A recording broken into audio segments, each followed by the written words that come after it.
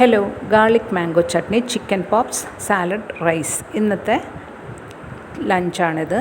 എങ്ങനെ ചെയ്തെന്ന് നോക്കാം. ചിക്കൻ്റെ ലെഗ് പീസ് എടുത്ത് താഴെ നിന്ന് കട്ട് ചെയ്ത് മേളിലേക്ക് വലിച്ച് ഇതിലേക്ക് 1/2 ടീസ്പൂൺ ഗാർലിക് പൗഡർ, ആവശ്യത്തിന് ഉപ്പ്, 1/2 ടീസ്പൂൺ കുരുമുളക് പൊടിയും കൂടി ചേർത്ത് നല്ലതുപോലെ തേച്ച് പിടിപ്പിച്ച് 15 മിനിറ്റ് റെസ്റ്റ് ചെയ്യാൻ വെക്കണം. ഈ സമയം നമുക്ക് ചോറിനുള്ള വെള്ളം വെച്ച് അതൊന്ന് തിളച്ച് വരുമ്പോഴേക്കും അതിലേക്ക് ആവശ്യത്തിന് ഉപ്പ്, പട്ട, കറയാമ്പി ഏലക്ക, വലിയ ഏലക്ക, പെരിഞ്ചീരകം, തക്കോലവും ഒപ്പം 1 ടേബിൾ സ്പൂൺ ഓയിലും 1 ടേബിൾ സ്പൂൺ വിനാഗിരിയും കൂടെ ചേർത്ത് 2 ഗ്ലാസ് സോക്ക് ചെയ്ത് വെച്ചിരിക്കുന്ന റൈസും ചേർത്ത് വേവിച്ചെടുക്കണം.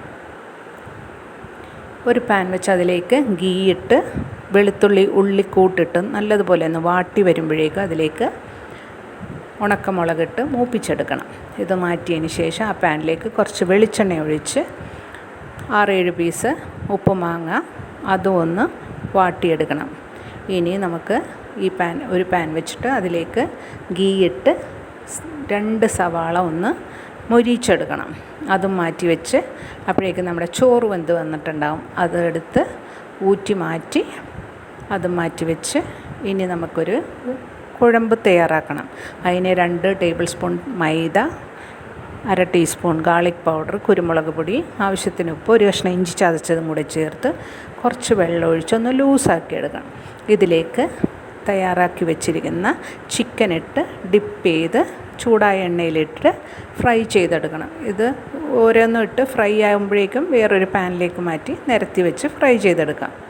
ഇപ്പോൾ നമ്മുടെ ഉള്ളിക്കൂട്ടൊന്ന് മിക്സിയിലേക്ക് മാറ്റി അതുമൊന്ന് നല്ലതുപോലെ പേസ്റ്റാക്കി അരച്ചെടുക്കണം.